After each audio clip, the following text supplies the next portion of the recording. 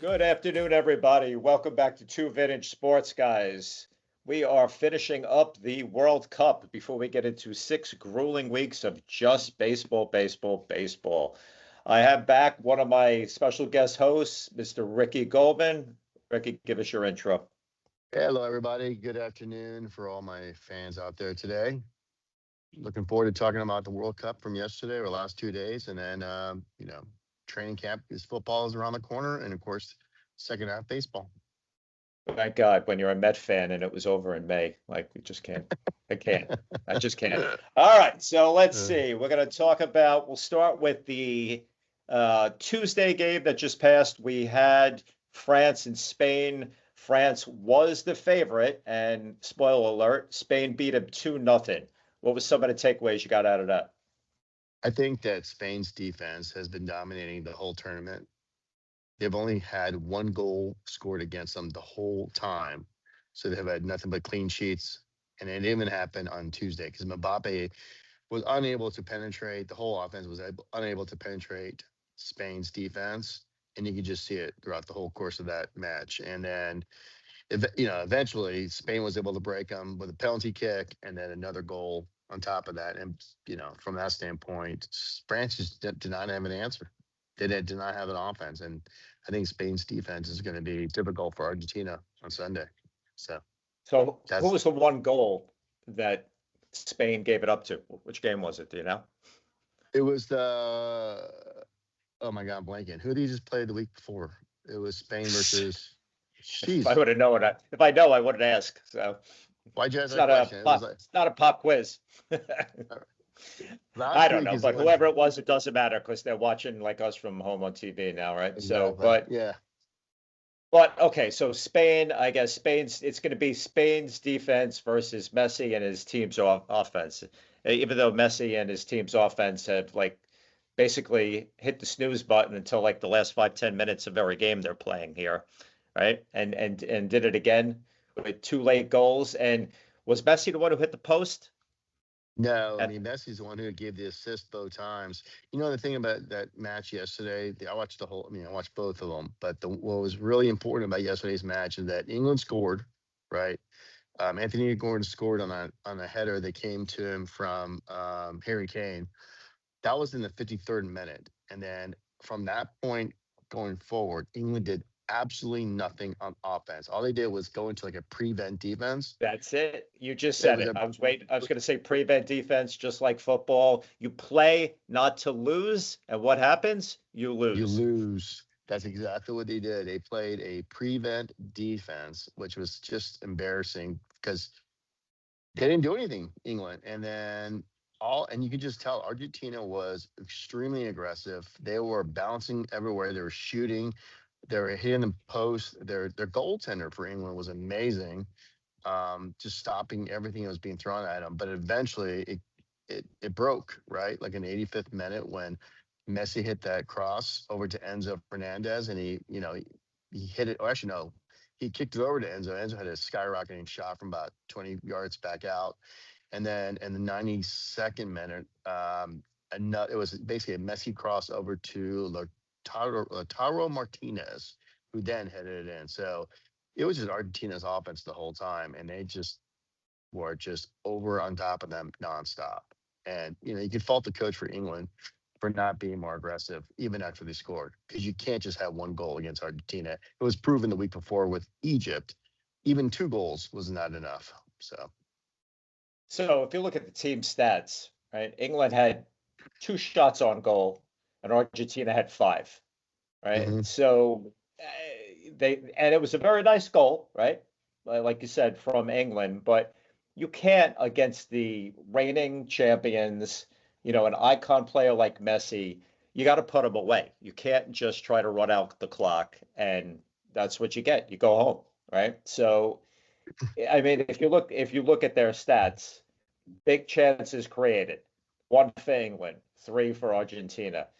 Big chances missed, 2 for Argentina. So even though they made a late comeback, they could have really won the game 4-1 probably Well, if things, went a little different. the biggest factor in soccer in general is possession. In Argentina had a 64% possession compared to England at 36. That tells the whole story right there. Well, I think So this is a pretty good stat if we're going to geek it up. Accurate passes, 537 by Argentina, which is 91%, versus 273, which is 84% for England. That's more than, it's basically more than double. yeah, That's a lot if you look at passes, right? yeah, Uh, yeah. Other than that, pretty even. But I don't think. I think if you're England, right, you want to kick yourself in the head and you let it get away. But you gotta go put the champs away. You can't try to run out the clock, and that's where we go. All right, but that brings us, I think, to a great finale. So, what's your thoughts on that, and who are you picking?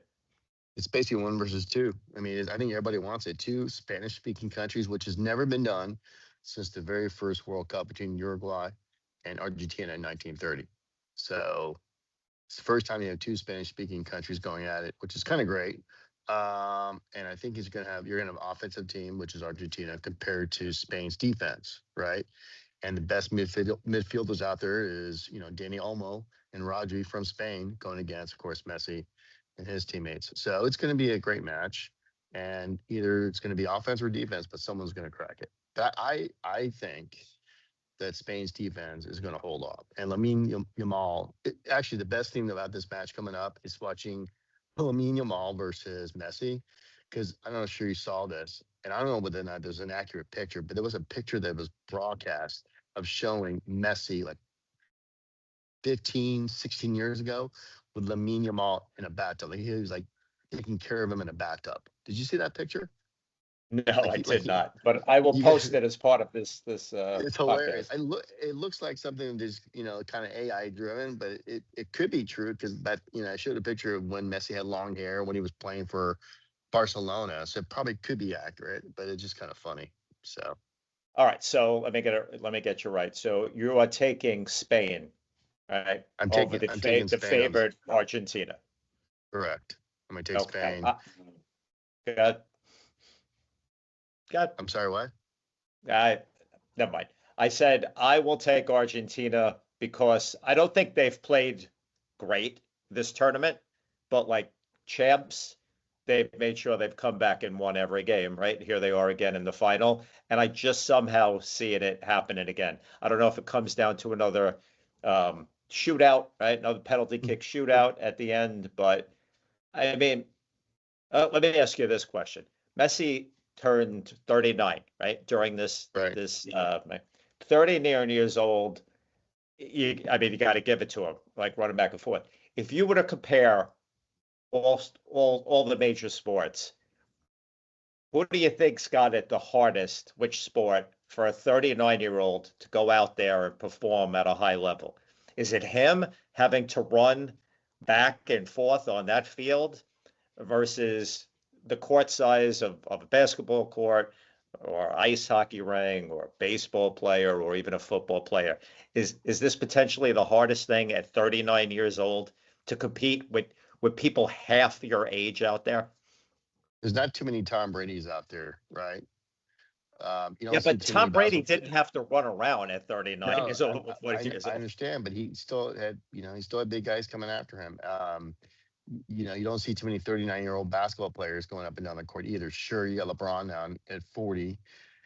Baseball players, you do see more baseball players, especially pitchers, pitching later in their career. Are they great? Some, the best are, but it's Right, very but difficult. I guess what I'm going to I is know you're going to. I conditioning. think conditioning wise, I think Messi at 39 is probably the best athlete out there. And I'm not even a soccer fan, Neither but am I I. can just tell these guys are running 10 miles a day or a match is what they're running. 10 miles a match is what they said. So it's impressive. They're sprinting it off. I'm surprised at his age he's not pulling a hammy, you know, because people of that age running at that full speed would be pulling something, right? And he hasn't done it. So I think in his case, I give him all the credit there. Yeah, I mean, 39 years old, playing with kids half your age, running back and forth on that field is just insane. He But he could all he right, could be he could be Lamine's kid. I mean, kid seriously could be his own kid. So anyway, Yeah, I mean that's just nuts. All right, cool. I think I think the sad part is, only speaking for myself, I don't watch soccer or football, whatever you want to call it here. And I enjoyed the last World Cup and that great finish. And then I went back to sleep soccer wise for 4 more years, like till we got here.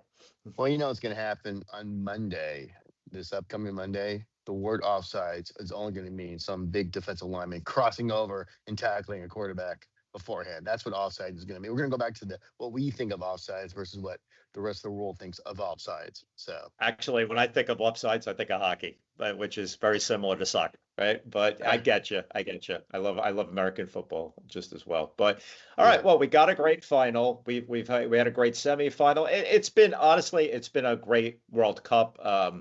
Good comebacks. Good. I think was it, two or three that ended with penalty shots. I know I saw like two back to back, like the two games.